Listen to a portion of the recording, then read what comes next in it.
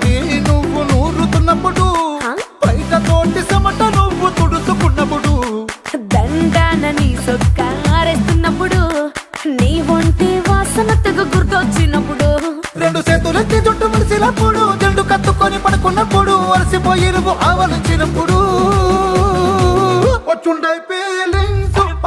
feelings వచ్చి వచ్చి చంపేస్తుండై